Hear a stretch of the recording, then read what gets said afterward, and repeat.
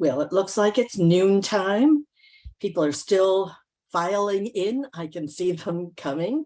Hello, everyone. I'm Diane McKeever. I am the education chair for the Minnesota chapter of SCORE. We'll tell you a little bit about SCORE in just a moment, but I'm so excited that Pamela Starr has come back again. Apparently we treated her okay the first time. This is the second of 5 presentations that she is offering for us, all around Grow with Google.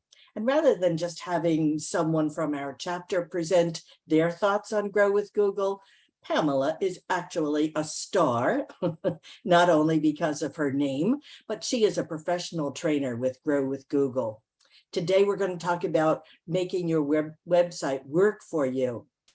If you haven't signed up for the other 3 webinars, don't worry about that, because not only are you going to get a copy of the video from today, as well as Pamela's slides, but that email will also have links for you to sign up for the other 3 webinars. So not to worry, we have one scheduled for each of the next 3 months.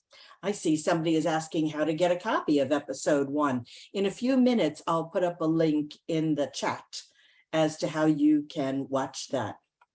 So let me just tell you a little bit about SCORE, and then we can let Pamela start. SCORE, if you don't know, is a nationwide nonprofit organization, and we're an independent resource partner of the Small Business Administration. We kind of work hand in hand with them to help small businesses.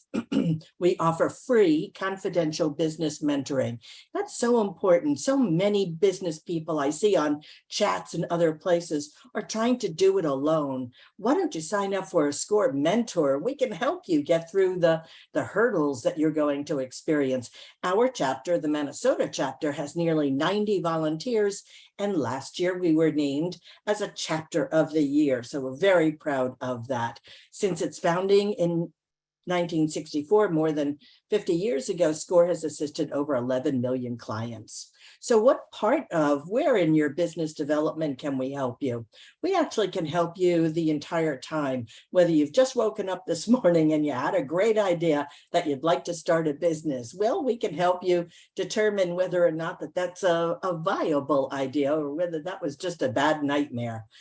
We can help you opening your business. We can help you grow your business. And lastly, we actually have a whole team dedicated to help you close or exit your business. So at any part in the process, apply for a SCORE mentor. It costs you nothing, and believe me, you will benefit from it. We encourage you to visit our website, minnesota.score.org. If you wanted to find the recording from the previous session, it will be there. I will give you the link in the chat in just a moment, though. You can also request a mentor. You can find other upcoming workshops or webinars. We have webinars every single week, and they're all amazing. So go to our website and sign up for them. You can locate podcasts and get other support information. And lastly, I'd like to thank our community partners and sponsors. This is so important that we support them because they support us so we can support you. A lot of support going on here. So without further ado, I am going to turn this over to Pamela. Take it away, Pamela. All right. Well, thank you, Diane. So obviously, you all just heard a little bit about SCORE. I am a Grow with Google professional trainer, and it's actually the greatest gig in the whole wide world. Grow with Google is the division of Google that provides all kinds of free education to people just like you. All of the Google presentations that I do are all hosted by a nonprofit organization that is a Grow with Google partner. And as you all heard, obviously today's presentation is hosted by SCORE. Personally, I have partnered with SCORE since 2010, doing more than a decade's worth of educational resources with SCORE. I also have had my own SCORE mentor who helped me kind of navigate some of the ins and outs of some of the professional things that I have been trying to achieve. So it is fantastic to talk with a qualified SCORE mentor who can help you make good decisions. I suspect, like many of you, I have lots of people in my life who love to give me suggestions on how I should manage things. People who've never actually run a small business. So I have learned kind of to thank them for their good thoughts. And then when I really want some good advice, it's when I turn to SCORE for good advice for my business. Now, obviously, you're here today to talk about how to make your website work for you. And just a couple of housekeeping things. I have 2 monitors going, lots of windows open. If you have a question for me, please type your question into the Q&A in there. It looks like Yusha, hopefully I got that name close, gets the digital prize for being the first person to type a question in there, and I will get to that in just a couple of minutes. The value of attending any of my webinars live is you can ask me your questions, so that way I can go ahead and answer them during the presentation. As Diane said, I'm doing monthly webinars with SCORE Minnesota. Would love to see you back at any of the other ones that we have planned for the rest of the year. Now, when it comes to your website, it's important to understand things have changed radically in even just the last couple of years because of COVID. Hopefully, theoretically, we're all kind of pulling out of all the COVID shutdowns that we all had way back at the very beginning. However, consumers learned to love interacting with businesses in a very different way than we interacted with local businesses pre-COVID. In the past, we were likely to get in our car and drive and go see a local business. Now, because of all the new skills and the new behaviors customers have learned during the shutdown, people interact with businesses completely differently. In a recent survey, 70% of customers said that their shopping has some type of online touch point. Either they learned about a product online, or they researched a product online, or they checked in businesses' inventory before they went and purchased the product, even if they're intending on buying the product from a local retail store. So it's important to know your ideal future customer is looking for information and services in a completely different way than we all were looking for information and services just 3 years ago. When it comes to website design, typically the first thing that we think about is how does your website look? And that absolutely is important. Your website is the front door to your business. I'm going to guess that many of you that are watching today's presentation probably get a lot of business from referrals. I love that magical phone call that we get that says, hey, Diane recommended you. She suggested I give you a call. This is my problem. Can you help me out? We love those phone calls. And you probably know approximately how many of those you get. What you don't know is how many people were referred to your business. They looked at your website and they thought, I'm not too sure if this business is right for me. And they did not make the phone call. For many businesses, your website is the front door to your business. So you do need to be sure that your website looks up to date. It looks crisp. It looks well organized. What I have on the screen in front of us is what is good website design for 2022. Website design goes through phases and trends, just like fashion design, automotive design also goes through phases and trends.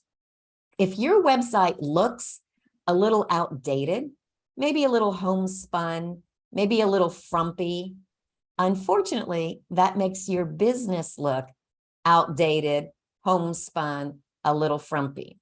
And it's important to understand your ideal future customer, who's a total, complete random stranger to you, might be looking at your website and drawing a conclusion about whether or not they want to get to know you better simply by what your website looks like. So today's good website design is very clean. It's got bold colors, a strong white backgrounds. It's got strong fonts. It's easy for people to navigate. on their itty bitty smartphone. Today, more than 50% of Google searches are being done on people's itty bitty smartphone. If your business helps people in their personal life, probably more than 50% of people are looking at your website on their smartphone. If your business helps people in their professional world, if you do B2B or business to business sales, there's a chance that probably more people are looking at your website from their desktop or laptop computer. But in either case, you need to be sure that your website looks crisp, it looks current, and it looks polished. Because if it doesn't, people are not going to have a good impression of you. Now, that's simply the way that your website looks. The other element of website design is how your website is actually built. So if you have a website that is 3, 4, 7, or 8 years old, it was probably built on technology that was cutting edge 3, 4, or 7 or 8 years ago. Just like technology on your smartphone evolves and changes very rapidly, it's the same thing with the back ends of all the mathematical formulas that Google and other browsers use when they're trying to decide which website to offer to somebody that is searching for information. Just like if you have a 5-year-old cell phone, it probably still works okay. You can make calls, check your email, look at all your favorite apps, but it probably doesn't behave as quickly, as crisply. It doesn't have the same back end as a brand new cell phone does. Now, I'm not telling you to buy a brand new cell phone, and I'm not telling you that you need to rebuild your website this afternoon.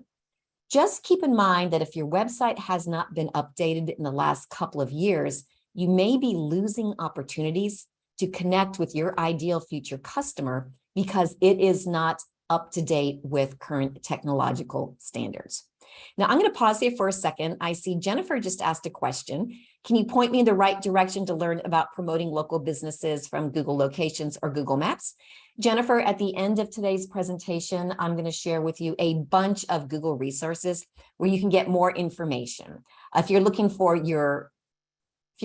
information about your local business, you might be thinking about your Google business profile. That's a whole nother hour-long presentation that I do. So be on the lookout for information about that one. When it comes to your website, you do want to kind of think carefully about your website. Many small businesses have websites which are really nothing more than an online brochure. This is who we are. This is our background. This is our history. We give 100% of our passion to all of our clients. Well, guess what? So does everybody else. What I recommend when you think about your website is think about your website as a salesperson. If you were going to hire a salesperson for your business, that salesperson would have a goal. You would need to be sure that that salesperson was able to connect with your ideal future customer. The salesperson needed to be found by people. It needed to be well organized. You couldn't have a salesperson that just was kind of willy-nilly doing whatever they wanted to do. And you needed to be sure that your future customers could trust your salesperson. It's the exact same thing for your website. Think of your website as a salesperson. So kind of keep that in mind as I go through some of these different aspects of a really great website. First of all, your website needs to be goal-oriented. Now, when I talk to people about their websites, the first thing people tell me is either my website's doing great, I've got 10,000 hits on it every single month, or the flip side, my website's not very good. I'm lucky if I get 30 people that visit it in any given month. Now, the number of people that visit your website, that is important, but that does not necessarily mean that you have a great website. You, the business professional, you need to be clear in your head when a stranger lands on your website, what do you want that customer to do? If I looked at your website this afternoon, would you want me to look at it and say, wow, this is really nice information, and then go watch funny cat videos on YouTube, which is what I might be doing today at 3 o'clock. I like to have that mental break. Probably not. You probably want people to take some action. So think carefully about what is the point of your website? What is the goal of your website? A lot of times people will tell me that the goal of their website is something like to build brand awareness. Do you know what? If you are a major, well-known company like Target or Walmart, sure, build brand awareness, great, perfect for you. But for small businesses, like I'm guessing most of you are, it's really hard to tie brand awareness to dollars in your business checking account. So better goals for your website would be something like to generate leads. That's something, if you hired a salesperson, that might be a great goal for the salesperson. And that could be a great goal for your website. Other goals for websites might be to make sales. If you sell physical products like this red ballpoint pen, you could have a goal of your website of, I want to sell more pens. If you have a service-based business, it could be to generate leads and generate sales of, I want to sell X number of coaching sessions or something along those lines. Other goals you might have could be to re-engage your past customers. If people have bought products like this red pen from you in the past, you could have a goal to get those customers back so they can buy more stuff. Depending on what type of business you have, you might actually have a goal of your website to try and attract qualified employees. You may say, do you know what? For the next X period of time, my number one goal is to get employees. And so you absolutely can reposition your website with that goal in mind. Depending on what type of website you have and what type of business you have, you could have a goal to provide support to your existing customers. That may not be the right goal for many or even most of you that are watching today's presentation. But sometimes if you're in a very technical world and people ask you the same questions all the time and your customers are always calling or emailing you, you could have some support information on your website, and you can direct people to your website so that way they can get the information they need when they need it, not when you have a chance to get back to them. All right, I'm going to pause here for just a second here. I see some people have already put in questions. Some of them I'm going to hold until the end here. But Jessica asked a great question. Ideally, how often should we update our website to keep up with the ever-changing Google algorithms? So Jessica asks a really great question here. Google changes their mathematical formulas, which are called algorithms, all the time. They do periodic larger changes, but then all the time they're doing some smaller changes. If you have a business that is big enough where you've got somebody on your team and their goal is to keep your website up to date and to do SEO marketing, which is search engine optimization to your website, sure, that person should absolutely keep on track of all of the changes that Google makes. But for the majority of you, I'm a realist, you're probably spending the majority of your time just trying to run your business. So if you refresh your website maybe once a year, that might be enough to kind of keep it fresh as far as Google's algorithms go. Now, again, so much of that depends on how your business is organized, if you are the only person in your business, or if you have more of a team. And if you're not sure about how much time should you personally be spending on your website management compared to other things like sales or prospecting for customers, that's a great conversation to have with a SCORE mentor, because they can look at your overall business resources, your overall goals, and kind of help you figure out what's the best way for you to spend your time. Now, when it comes to your website, you need to know, how are you going to track the success of your website? Just like if you hired a salesperson, you would need to know, how are you going to measure their success? Now, if you have a website that is designed to sell your stuff, that's pretty easy. You can manage sales. Sales go up, things look good. Sales go down, you've got a problem. But what about the rest of you? For most businesses, unless you sell a commodity like a ballpoint pen, for most businesses, you have some type of sales cycle or sales journey your ideal future customer needs to go through before they become your client. Maybe they need to book a consultation with you. That is something you can measure online. Maybe you want people to call you. Depending on how you have your website set up, you can measure the number of people that looked at your website on their itty bitty smartphone, tapped on your phone number, and called you directly from your website. You can also measure how do people engage with your website. Do they click on links on your website? Do they sign up for your email newsletter directly from your website?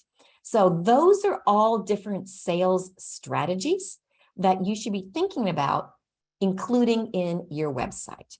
And the most important thing to think about first is, again, what is that journey somebody needs to go through between being a total, complete random stranger to the check has cleared or the credit card has been processed? And think of, are there different important parts of that sales journey? See if you can build them into your website, because those are absolutely things you can measure. Folks, you are not marketing if you are not measuring. So be sure that you think about that carefully, even before you think about, maybe I should change my website from green to blue. Think about how you need to take people through that sales journey on your website. When you are thinking about your website, it is important that you think about who is your ideal future customer and what problems do they have that you can help them with. We all go online to Google, typically for one of two reasons. Either we have a question we need an answer to, or we have a problem we need a solution to. That is why we go to Google and search for information. That is why your ideal future customer goes to Google. Now, the fact that your business exists may not really help anybody, but if you build a website that has content that answers the types of questions your ideal future customer has, you have a better opportunity of being found by that person on your website. So really put a lot of thought in this. How are they acting? Where do they live? What are they thinking about? Ideally, what are their problems? And then you can build a website that assures them that if they do business with you, you are going to solve their problems for them. Now, in today's presentation, I'm going to share with you a bunch of free Google tools, because I love talking about free Google tools, because it kind of makes me feel like Oprah. It's like, you get a Google tool, you get a Google tool. So the first Google tool that I'm going to share with you is called Google Trends. This is actually my favorite Google tool. It's fairly straightforward to use. You can find this at g.co/trends. And when you go to Google Trends, what you do is type in different words or phrases, and Google will let you know relative to each other which word or phrase is more or less frequently searched for on Google. Now, hopefully you can see the slide in front of you, but in case you can't, I'll kind of describe it. This is a screenshot of a search that we did in Google Trends. Now, just so you know, when I look here, that's because that's where my camera is, and I've got a small version of my slides. Over here, I can actually see my slides a little bit better. So in Google Trends, we typed in two words, jam and jelly. The blue squiggly line represents the people searching for the word jam. The red line represents people searching for the word jelly. The red line is higher than the blue line. So what does that mean? That means more people are doing Google searches for the word jelly than for the word jam. So if you have the type of business that you make that fruity, sweet, sugary, delicious stuff that you put on toast, what word should you have most on your website? Probably the word jelly. Now, let's say your business makes preserves. You still want to be sure that you look into Google Trends. You could add preserves into the jam jelly mixture to find out, are people actually looking for preserves or are people looking for jelly? So now I'm not telling you you need to reimagine your entire business here. Just be sure that you have on your website the types of words people are searching for. You are an industry professional. You probably use industry professional words. For most businesses, your customers may use different words. They may use common words. They may use slang or something like that. Be sure you kind of weave in those words into your website as well.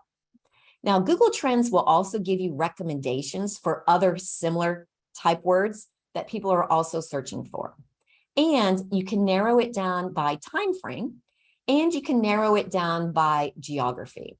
If you are a local business and you can only help people in Sarasota type area, then, or Manatee County, Sarasota County or Manatee County, then you would want to narrow it down to your metro area. If you can help people anywhere, then you can have that wide open. So Google Trends is a great tool for you to start looking at. The next tool I want to mention to you, and I am not going to get deep in this here at all, is called Google Analytics. Some of you may have heard of Google Analytics. This is another free tool that you can attach to your website to better understand how groups of people interact with your website. Now, Google Analytics will not tell you how individual people look at your website. If Diane from SCORE looked at your website this afternoon, Google Analytics will not tell you that. Instead, Google Analytics will let you know how groups of people interact with your website.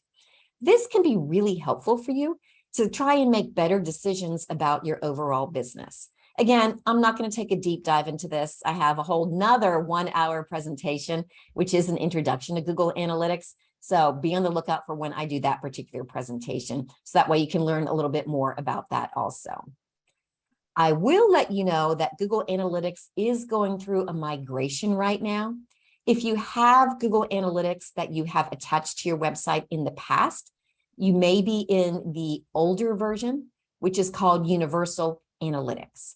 Google has now announced that in July of, what is next year? July of 2023, Google is going to stop supporting the universal version of analytics and will only support the new version, which is called Google Analytics 4 or GA4.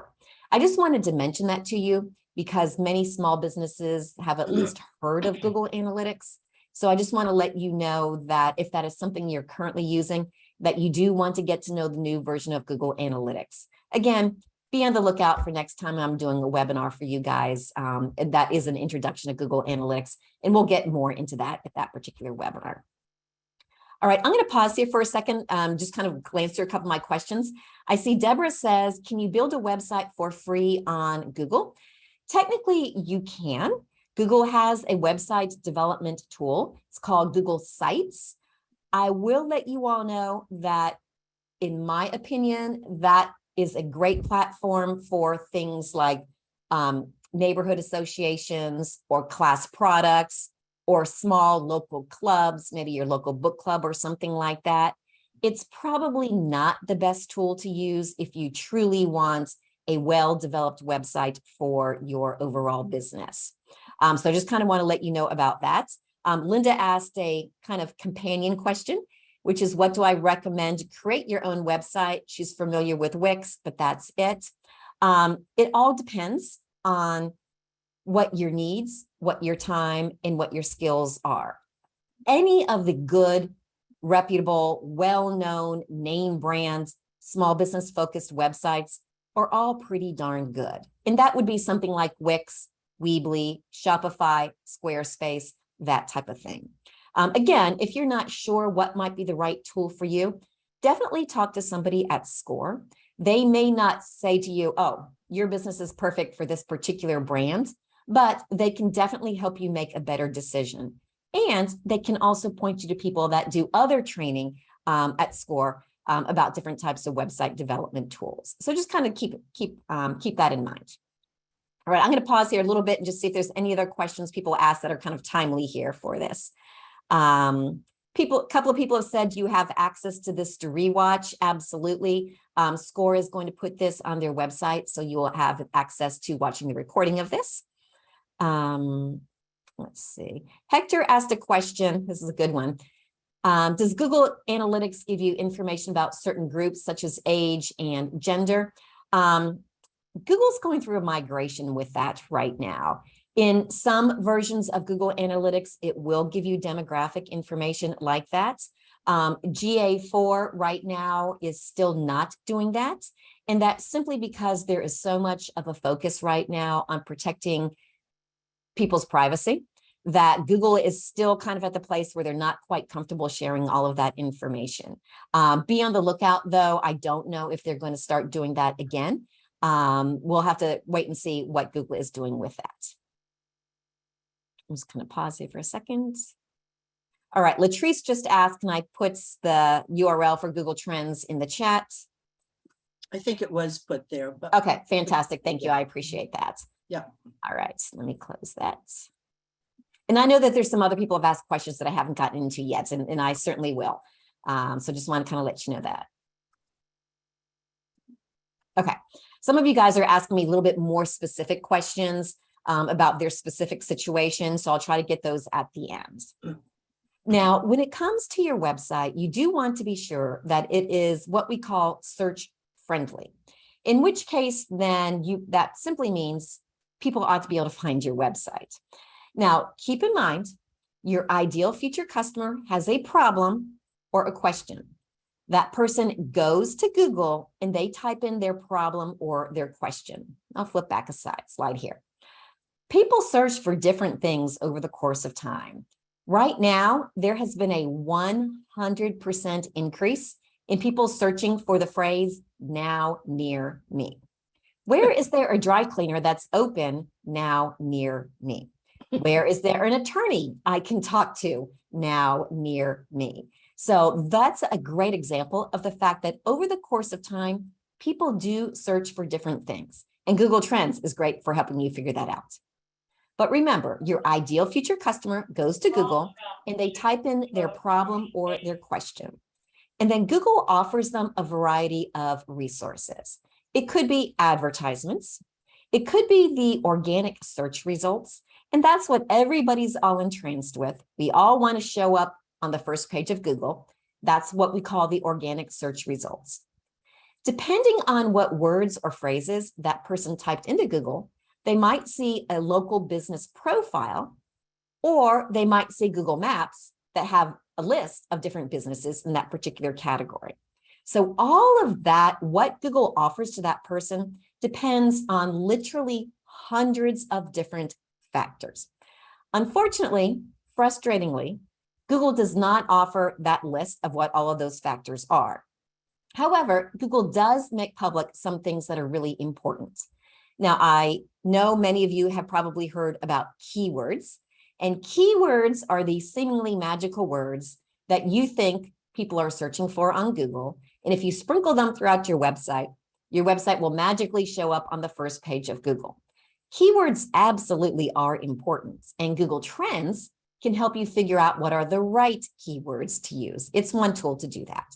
But there are a lot of other things in addition to keywords that can help improve the likelihood that your website will be found, not necessarily by every human being on the planet, but by your ideal future customer. Your website needs to have a fast load time. We all live in the world where we have the attention span of a gnat. So if your website takes forever to load, like 4 excruciating seconds, you've got a couple of problems. First of all, somebody may not wait those 4 long seconds for your website to load. The other problem is Google's mathematical formulas know what your website's load time is.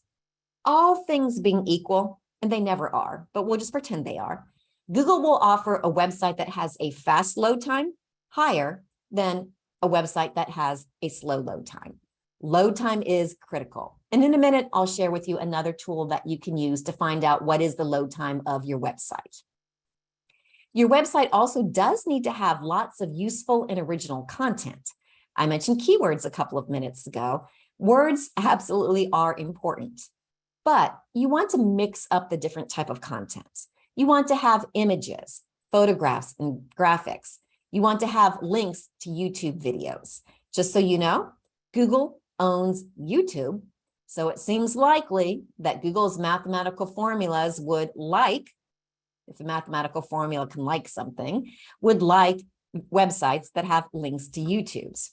And Linda just asked that question, what are my thoughts on linking your page to your YouTube page? Any advice you can share? Absolutely. If you've got videos on YouTube, link those to your website for sure. That way, people that discover your website can see, oh, wow, they've got all these great videos. So definitely include those as well. Text links on your website are also important. And that's because Google's mathematical formulas can read those text links. You can have a link from this page to that page. Or if you have the type of websites that a lot of people build, which is really just one long scrolling page, a lot of people do that if they're trying to sell something like an online course. You can have a link from up here to down there. So having those links are really critical, and that can help you in your overall visibility on Google. Your website pages should also have good titles. On most websites, we have kind of the standard pages, and those are things like home, about us, contact us, sure, fine. But in the other pages on your website, you want to be sure, as much as possible, the titles you give to those pages have the keywords people are searching for. So in our jam and jelly and preserve example I was talking about a couple of minutes ago, rather than having a page called products, it would be better to have a page named jelly, because that is what people are searching for. Or have it named jam if for whatever reason they're anti-jelly and they only want to make jam. But you're better off having those other pages use those keywords that people are searching for. The description of your pages is something that shows up. Let me flip back here. When people search for something on Google, they'll get little snippets of information about all the different pages that Google offers them in those organic search results. The snippet has just a line or two that describe that particular page. And that's what people look at and say, yes, I want to click on that link. The description should also have keywords in it. Now, if you have not proactively decided what you want the description of each page on your website to be, Google will typically take just the first line or two of each page. And if it says something like, welcome to our website, we really hope that you like all of the products that we have, that means nothing. That could be a jelly store, or it could be a hairdresser, or it could be, a t-shirt designer. So you do want to be sure that the description of each page has those keywords in it. Now, there are typically two places where you can upload or update the description. The first place is in whatever type of content management tool you use to build your website. And again, that would be something like Wix or Weebly or Shopify or Squarespace. WordPress is a little bit different, but you can do it there as well. The other place is in a tool called Google's Search Console, which I'll introduce to you here in just a moment. So just hang tight on that one. Your website also needs to be well organized. I know sometimes people will subscribe to some type of website tool and maybe they get 5 pages for X amount of dollars a month. And if they want 10 pages, they have to pay more. So they kind of try to cram everything in to a limited number of pages. You're not necessarily doing yourself a favor if you're doing that. Google's mathematical formulas can recognize, hey, this whole page is all about one general topic. And this other page is about a totally different topic. So with our jam and jelly store, if we had one page that was all about jelly and another page that was all about baking, those are two totally different topics. But if we had one page that was all about jelly and recipes that you can bake with jelly, that's kind of mismatched. Now, for each business, it's going to mean something different. But what I do recommend is try to think of one thought per page. And again, I can't tell you what those thoughts are, but just kind of think about that from your ideal future customer's perspective. Your website also needs to work really well on all browsers as well as all devices. It needs to work well on Samsung smartphones. It needs to work well on Apple smartphones. It needs to work well on people's smart TVs, as well as on their desktop and their laptop computers. It needs to work well on their tablets. It needs to work well everywhere. Now, the tool that I want to introduce to you now is the next free Google tool, and this is called Search Console. This is a tool that you can use to kind of attach to your website, and this will help you better understand how Google's mathematical formulas interact with your website. Now, I mentioned Google Analytics a couple of minutes ago, and the way that I think about these two tools is Google Analytics lets you know how real people interact with websites, and Search Console helps you understand how Google's mathematical formulas interacts with websites. Google Analytics as well as Search Console are what I personally think of as Google Marketing 2.0. If you're just getting started, you're probably not ready for them. Just kind of keep them in the back of your mind so that way you'll know that they're available to you when you are ready. If you do want to sign up for Search Console, you can do that at g.co/Search Console. Just so you know, it will ask you to add a website property. Google uses that phrase or that word property in analytics also. What it simply means is, what is your website? You can add more than one website. You can add a website and an app. So that's what Google means by a property. All right, so I'm going to pause for just a second and go through some of these questions here. So let me just pause here for just a second. Just bear with me.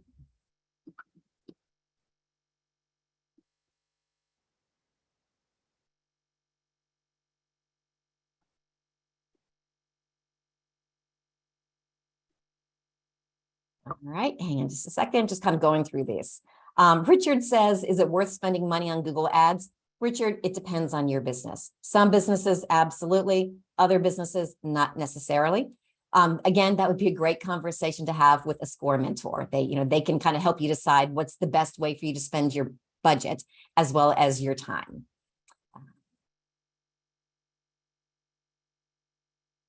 Natasha says, if the video links are embedded in the code, does that still count? Absolutely, Natasha. Now, what you want to do, Natasha, though, I'm going to pause on that. You don't want to embed your entire video file onto your website. What you want to do is you want to link the video on your website. So if people click on it, then they go to YouTube or some other place. Having those huge, massive video files kind of in the back end of your website will completely slow that down. That is not a good idea to do. So hopefully that kind of makes sense. All right, you guys have done a great job typing in questions. Do you know what I'm going to do? I'm going to keep on going with the presentation, and then I will you all have done a great job with questions. What I will do is focus on the questions towards the end, because I do want to be sure that I'm keeping my eye on the clock. The other thing to keep in mind is, as I mentioned before, people are searching for information on their mobile devices. Up to 25% of online searches are on people's mobile devices, and that is as high as 44% for people in the grocery world. So you do want to be sure when you are thinking about redesigning your website the next time you do that, that you are thinking mobile first. It needs to look good on people's websites. It needs to be easy for people to navigate on their smartphones. The rule of thumb that I recommend is assume your ideal future customer is looking at your website right now while they are standing in line at the grocery store. People typically don't read websites, certainly not the first time we see them, unless you're in a really technical business. People tend to skim your website. So be sure it is easy for people to skim on their itty-bitty smartphone. Other things that can be super helpful for you, if you are trying to collect people's money on your website, make it easy for them to give you their money. Now, I am not a SCORE mentor, but my hunch is probably every SCORE mentor out there would say it's a bad business decision to make it hard for people to pay you. Make it easy by having things like digital wallets on your website. And digital wallets are things like Google Pay, Apple Pay. Sometimes you can link an Amazon account and people can pay for your stuff through their Amazon account. I understand that with some of those tools, you might have to sacrifice an extra % or two in order to use those tools.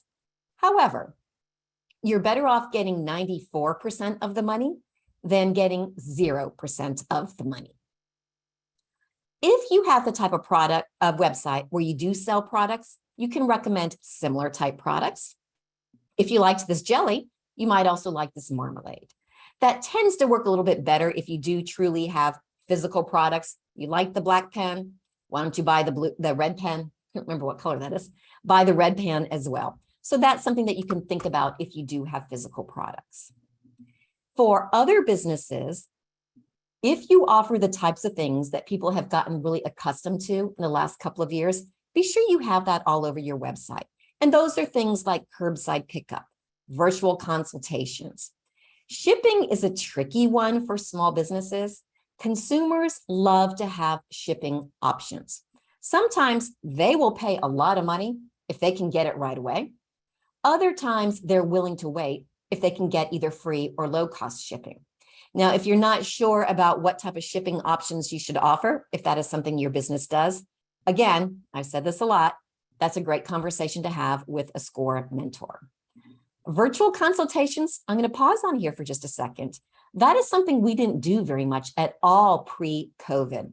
Now, your ideal future customer might love having a 15-minute video call with you instead of thinking, okay, I need to get up, get dressed, put on grown-up clothes, drop the kids at school, drive through traffic, wait in your waiting room in order to have a 15-minute consultation with you.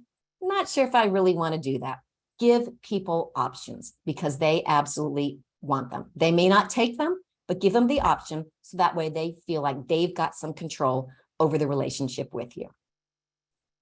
The next tool I'm going to share with you is what Google calls the Test My Site tool. This is another free tool. You can find this at g.co/testmysite. And what you do there is you type in your website URL, and then Google will scan through your website and let you know what the average load time is on the average mobile device. You can ask Google for recommendations for what you can do to your website to increase the load time. Now, I will let you know, Google has a big banner across the place on your computer, the g.co/testmysite tool, that says that Google is getting ready to shut this down. Now you can actually also access this through Search Console if you're currently using that.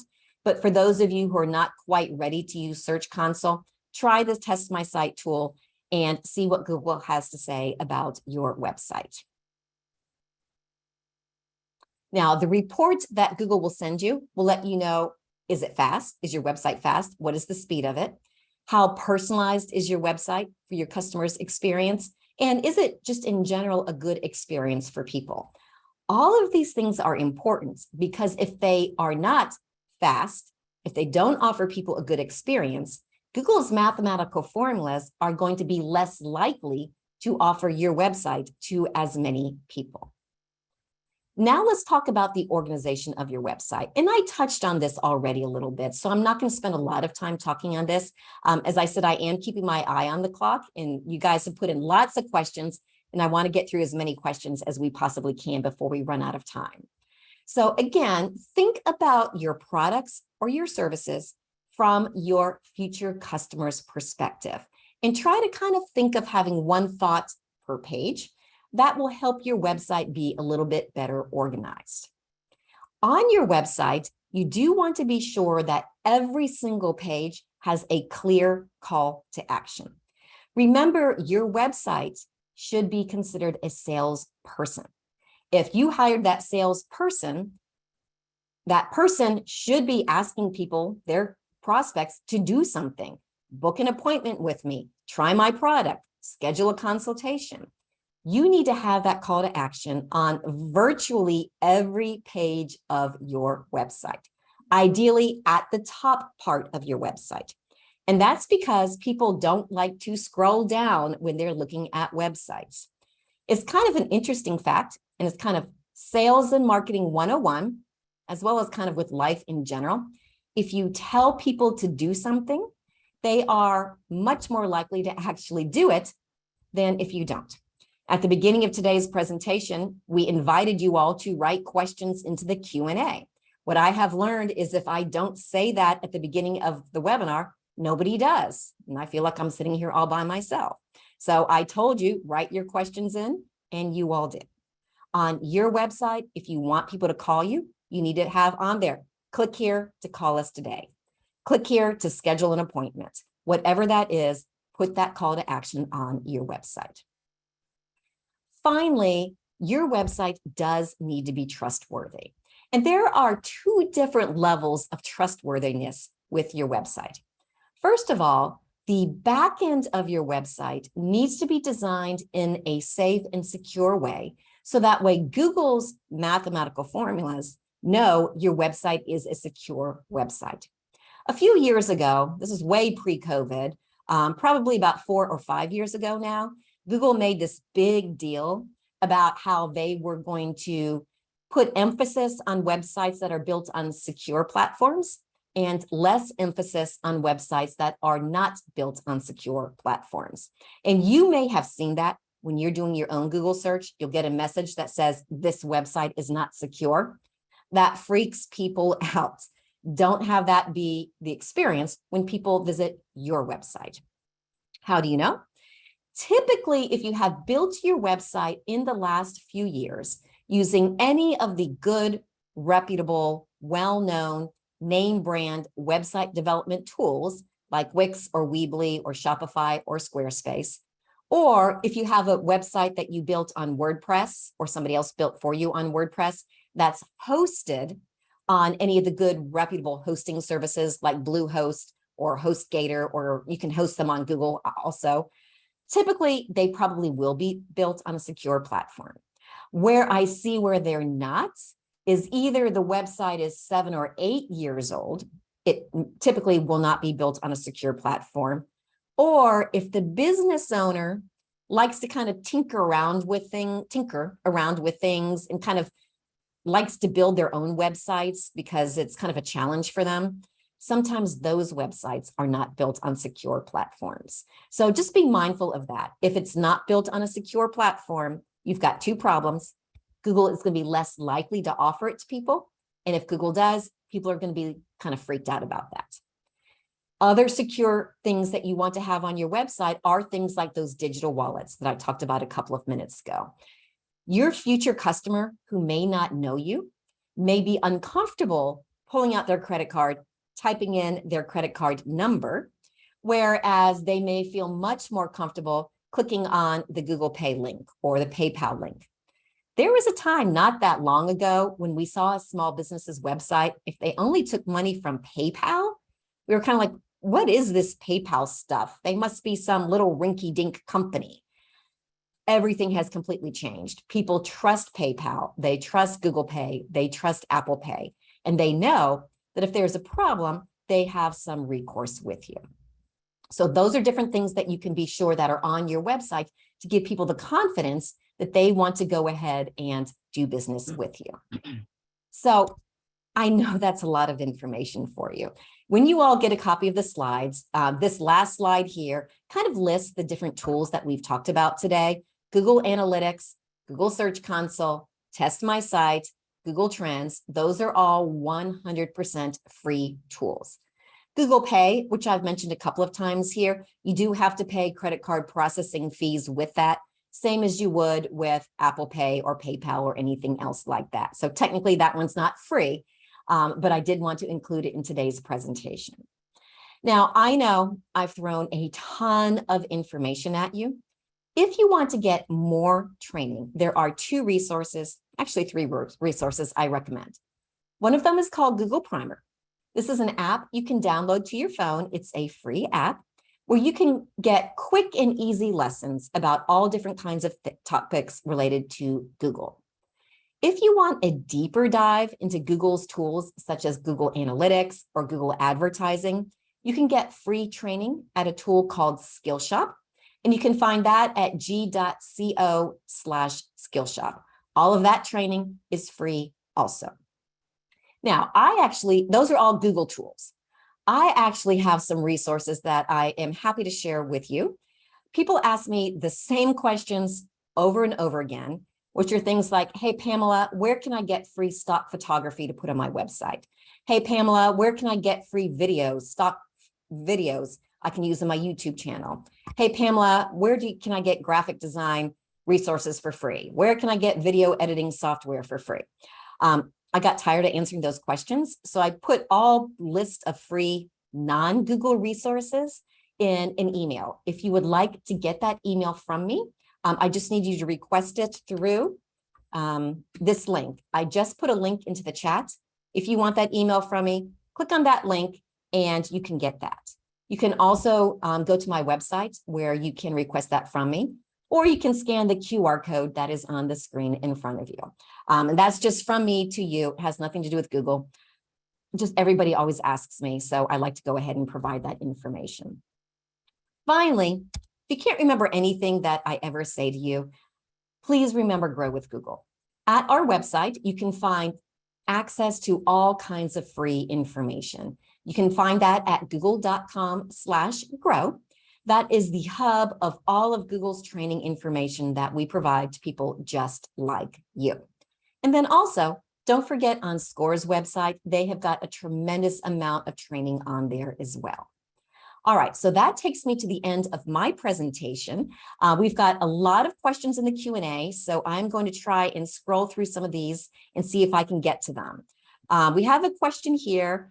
Somebody has a law practice based in a couple of different locations. Is it better to have different micro websites for the 3 locations or just one? Personally, I think you should just have one with the different locations on it. However, I don't know anything else about your particular business, and that may be a great question for you to have with a SCORE mentor. They may be able to kind of help you kind of fine tune that. All right. All right, next question is from Maria.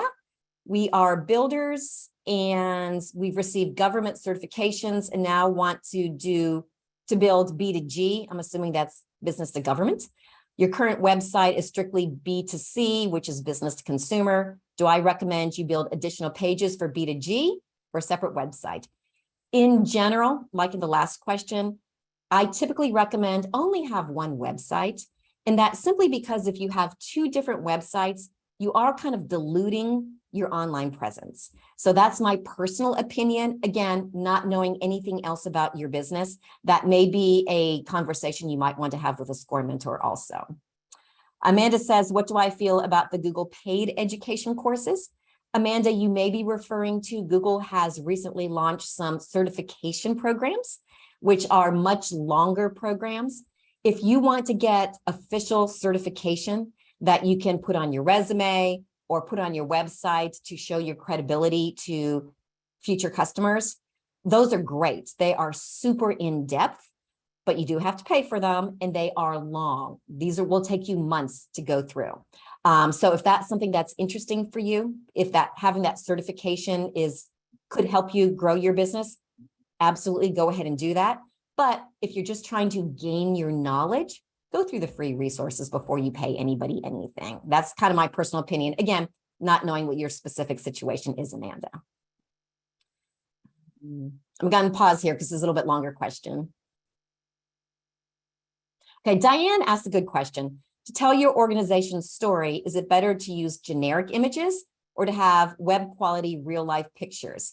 Diane's updating the website, but is finding it difficult to find the right images for the right image for the first page.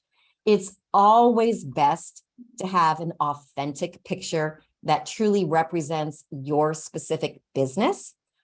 Having said that, you may find that if you don't have budget for hiring a photographer to give you a really great shot for the homepage of your business, you may want to try using some stock photography. Again, in that link that I showed with you, if you want to request that from me, I've got a whole list of places where you can get free stock photography. But in general, it's always going to be better to have pictures that are unique to your particular business. Although typically, unless you have a friend with a good camera, you might need to pay for those. All right, Hector asked a good question. Is it better to have a website with one long section page, or is it better to have different sections? It all depends on who you're trying to appeal to, what it is that you have to say. So I'm going to not really get into specifics on that. The people that have long kind of scrolling pages, those are people that tend to try and be very sales focused. They tend to be things like sign up for my online course. They feel like their audience is probably a little bit more mobile friendly, probably looking at their website on people's mobile devices. So there is no hard and fast rule about that, unfortunately. Okay, Shada asked a question. I'm planning to start a business. I'm in the budgeting phase. Would I advise on what should be the minimum cost to develop a website to match all the factors on Google? Do you know what? There is no easy answer to that. A lot of that is going to depend on what your overall startup budget is going to be. It's going to depend on what type of business do you have. For some businesses, you can start with a really, really basic website and then upgrade as you grow. Again, I know I keep saying this, but that's a great conversation to have with a SCORE mentor. They will talk to you about what are your overall business expenses and help you kind of figure out how much you should be dedicating to the different parts of your business. Diane asked an interesting question. My website photos are found in Google search. How can I remove them if someone is not okay with their picture being posted in search? All right, Diane, what happens sometimes is Google does have a viewpoint of there is digital history. And so I know even like for me personally, there are some pictures of me that were posted online, 15 years ago. Some professional pictures that I had spoken at such and such conference.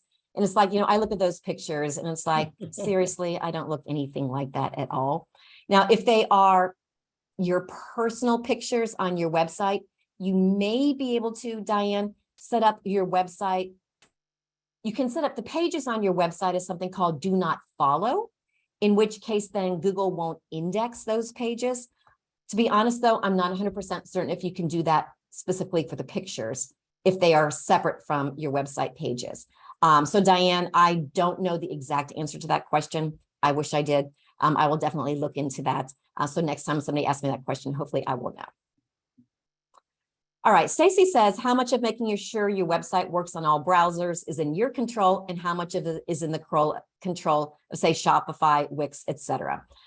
If you are using one of those big, well-known name brands website development tools, a lot of that is in their control. Chances are good it's going to work well on any of those tools.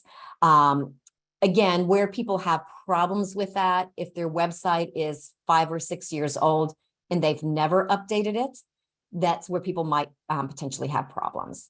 So Stacy, I think you're kind of in the right track there, that if you built it in the last several years, it's probably going to be okay if you built it on one of those good, reputable, well-known tools. Okay, Lynette asked a good question. If I'm selling books and clothes, should I have 2 different websites? Again, in general, I always recommend one website is better than 2 different websites. However, if you're selling books that are designed perhaps for children, and you're selling clothes that are designed for nurses to wear at work, those are 2 very, very dramatically different type things that you have to offer to people, in which they're different audiences, different needs, different products. Those probably would be great to have 2 different websites. But if you sell everybody's favorite books for children and children's clothing, that's kind of sort of one mindset. You're going to have one general audience for that, in which case then you would just want to have one website. Again, great conversation to have with a SCORE mentor. And I apologize. I know that I am going over our 1 hour limit. So Diane, I'm going to try and whip through some of these questions here really quickly. Thank you. Question here, does SCORE have a mentor who's a specialist in website? That's something, if you want to talk with a SCORE mentor who can truly help you with your website, you can request that. If there is not a SCORE mentor that has those skills or interests in your local area, SCORE has something that's called OneScore. I think that's what it's called, right, Diane? Yes. There may be a SCORE mentor in another part of the country who can potentially help you with that. All right, Linda asked a good question. Somebody told me that you have to update your website weekly to get it at the top of Google search. Is that true? is a viewpoint that the more frequently you update your websites, the more frequently you're going to be kind of triggering Google's algorithms. However, there is no one thing that you can ever do to your website to make it show up at the top of Google search. So the answer is kind of, sort of, but not really. If you update your website weekly, but it doesn't work well on mobile devices, and it's not fast, and it's not built on a secure platform, you're not going to show up on top of Google. So it's a very mushy question, and it's very difficult to give a definitive answer to that one. All right, another question about SCORE. There is no cost to work with a SCORE mentor. Ever, Ever, which is one of the great things about SCORE. That's why I love SCORE so much. Most of these questions are great questions for SCORE. Yes. And Diane, if you want to chime in on any, I'm looking over here because that's where I can see Diane's picture. It's not like I'm ignoring you guys. Diane, if you want to chime in here on Kathleen's question, I have a viewpoint. Diane, if you want to kind of talk about that, you're welcome to. Putting pricing on a website, is that? Yeah, Kathleen. So she has a service business. Would we recommend putting pricing on a website? One of the things we'd say is, what is your competition doing? Are similar businesses posting prices? Are your prices comparable? If you're higher than them, maybe not, but this is a great question for your mentor. The mentors have years and years of experience, and if they don't have the exact answer to your question, there's somebody in the chapter. We have nearly 90 members in our chapter. So there's another mentor that I would bring in just to help, or a what we call subject matter expert to come in just to help you with these questions. And SCORE mentoring is always, always, always free. If a SCORE mentor asks you to pay for their coffee, that would be a violation of our rules. So yeah. Okay, great. Easy asked a question. What's the story on offering free websites? Are any DIY websites truly free? If not, what's the catch? Wix is one of those do-it-yourself website development tools. They do have a free version, and I'm only mentioning Wix just because I have some personal experience. I had in the past used that for myself. If I recall correctly, the last time I checked, if you have a free Wix website, there's a banner across the top that says something like, this website is built for free on Wix. If you're okay with that, Tacky. that's fine. If you're not okay with it, then don't.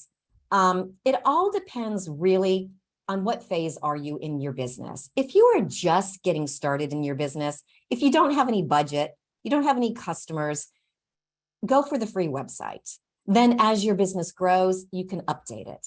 The beautiful thing about websites is you can always change them. This is not like the bad old days where you printed 5,000 brochures and realized that there was a typo in one and they were sitting in boxes in your garage. You can always update your website. And there are people around. One of my clients showed me a page that for $150, they will build you a website and host you a website and never charge you another dime and update it whenever you want. And I thought, this sounds way too good to be true. Walk away. So in many things in life, if it sounds too good to be true, it's probably too good to be true. Probably. All right. Stuart asked, can I suggest another site tester, GT Metrics? I haven't heard of that one, Stuart. So thank you for mentioning it to me. I will definitely look into that one.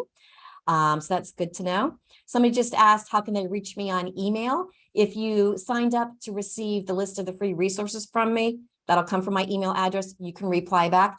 I will let you know, everybody, because of my relationship with Google, I do not do one-on-one consulting. So unfortunately, I'm not the right person to help you kind of figure out how to create your website. So unfortunately, I'm unable to do that for you. And then the last question here is from DP. Diane, I'll let you tackle that one. Good question. Yes, just send an email to, you could send it to me, diane.mckeever at scorevolunteer.org. And we have a whole team, a committee that looks for donations, and they'd be very, very happy to answer that question and talk to you. I'm putting my email in the chat.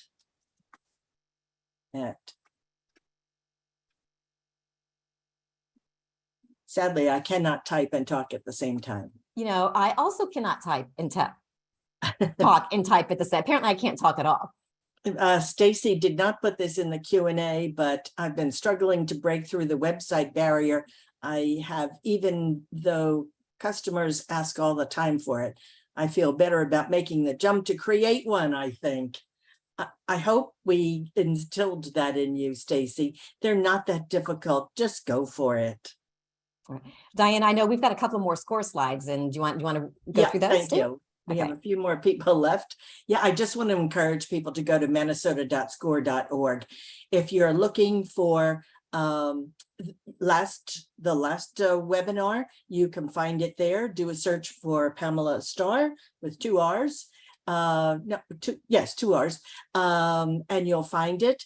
You will be getting an email. There are all kinds of upcoming workshops. We have a workshop every single week. Please go there and click on workshops and look at what's coming up. They're just amazing. This is a little QR code. If you've got your phone handy, that will get you right there. And think about applying for a mentor. If Pamela hasn't said so, she is in support of having a SCORE mentor, and we're in support of having you having one. So a survey will be sent to you. If you could just take a moment to complete it, we'd be very appreciative. There's 2 important questions. What can we improve, and what other topics are you interested in? As the education chair, I really am interested in the latter. And keep in mind that you're going to be asked to score this webinar on a scale of 1 to 10, with 9 and 10 being the best. So if you don't think that Pamela Starr is the best, I'm here to tell you she is. So think about that when you're coming up with a score, with a score for the SCORE webinar. So thank you all for coming. This has been great. There's no open questions. People are saying thank you, Pamela, and that you're a 10. So there you go. We look forward to seeing you next month, Pamela, and working with you again in the future. All right. Bye all. Bye, everybody.